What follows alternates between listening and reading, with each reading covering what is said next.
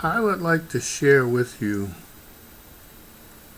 a concern that piqued my attention as I was watching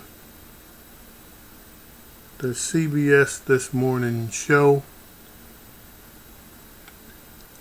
when they were interviewing the Speaker of the House, Paul Ryan.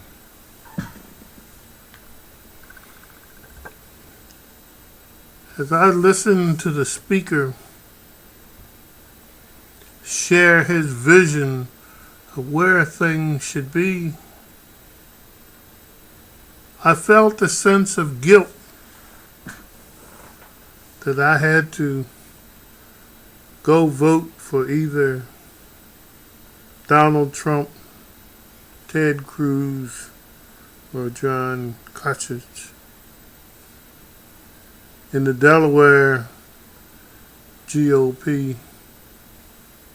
primary. Now, when I thought about voting for Trump and Cruz, I felt that there was no way that I could vote for these gentlemen and look in the mirror and face myself. Then I felt that there was only one choice: vote for Kasich or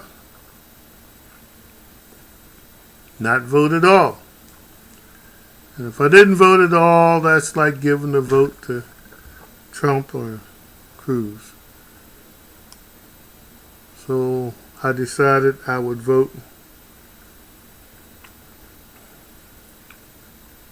for Kasich. Now, I had received one of those robo telephone calls from Michael Castle, who was the last GOP governor of the state of Delaware. And his urging was that I should vote for Kasich. Now, the tragedy here was that I was already going to do that because I was forced to do that.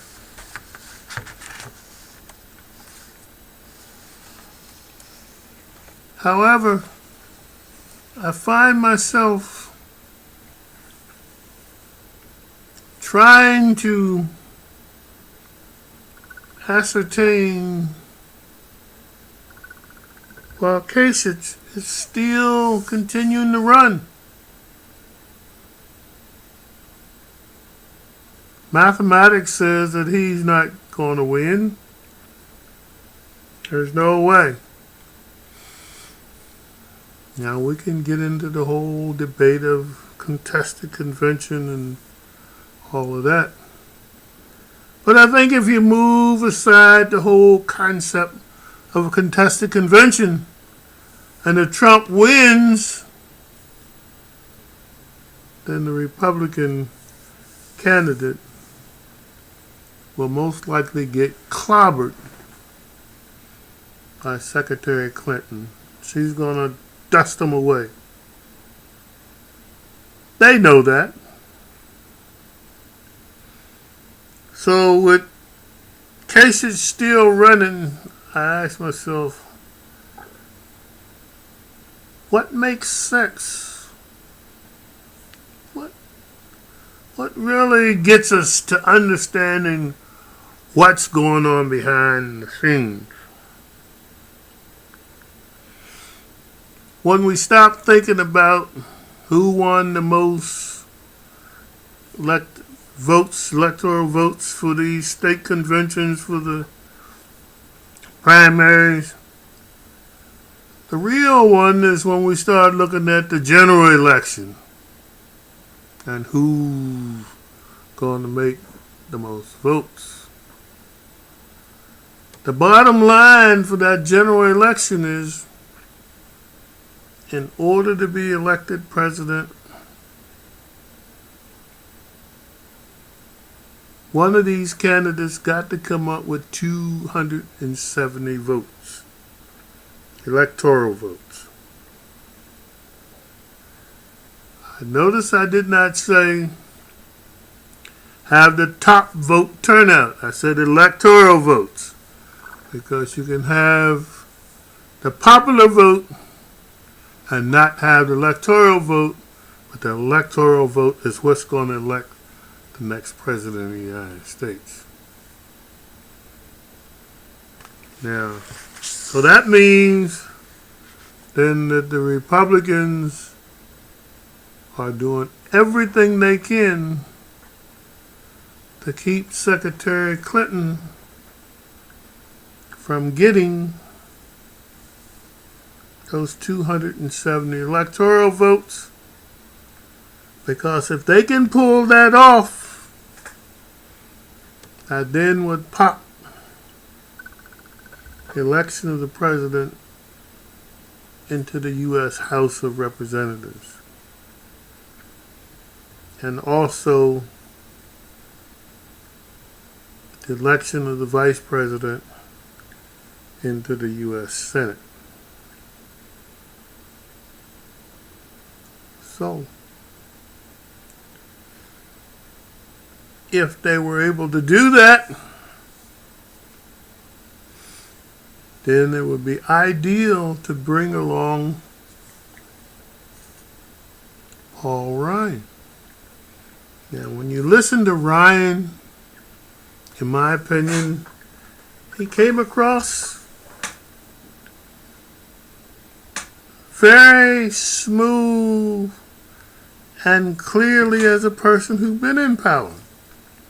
Considering he's, 2 heartbeats from the presidency right now. And so he doesn't need to be taught how to be presidential. He already knows how to do that. But the more important thing is that he understands that the Grim Reaper is now regrouping and reorganizing the American population. I think the last piece of data I heard in the last few days is that the millennials now outnumber the baby boomers, who we all know outnumber the class of 42. So, what that's telling us is that when I listen to Ryan speak, he argues the case that the Republican Party cannot be just considered the party of no, but the Republican Party now has to turn their attention to offering alternatives. And he came across smoothly when he said that. Now, he understands that the non-white population will soon be the majority population in this nation. So one cannot get away with just writing these people off, thinking that they pull these schemes where you got to have the right kind of IDs in order to vote and do everything you can to keep them from voting. That doesn't stop the numbers from keep growing. Now,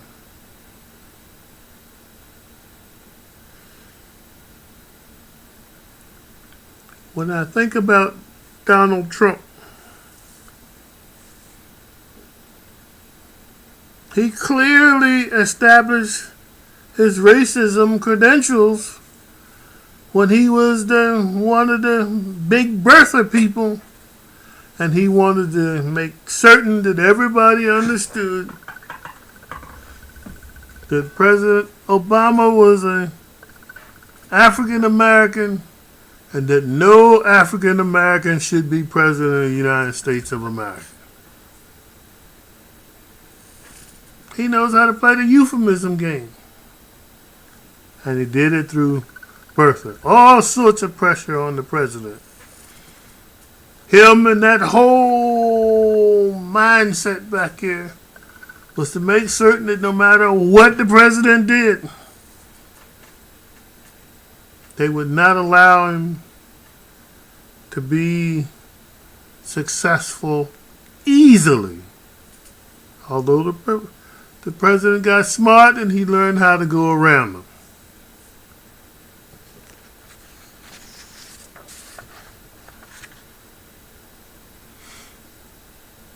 When you say, well, I'm not sure of all that, if you think about it, Trump has said a few words about Cruz being born in Canada, but there's been no awesome attack like it was against President Obama. So as far as I'm concerned, Trump is a hardcore Ku Klux Klaner. Hardcore. And he don't like any black folks in the world. And if you think he likes you, then you are crazy. So the best I can say he's been doing is pussyfooting around dealing with Cruz.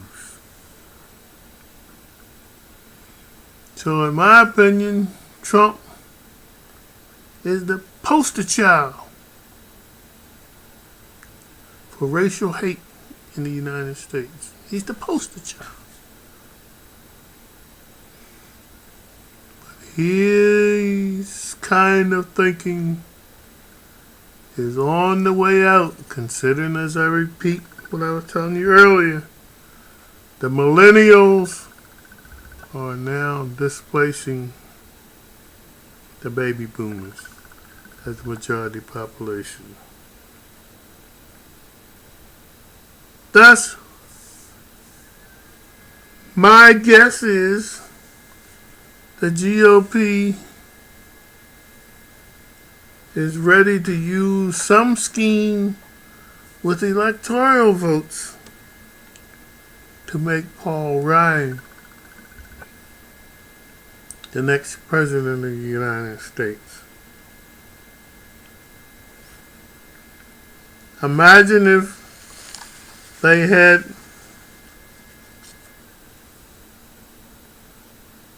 Cruz and Kasich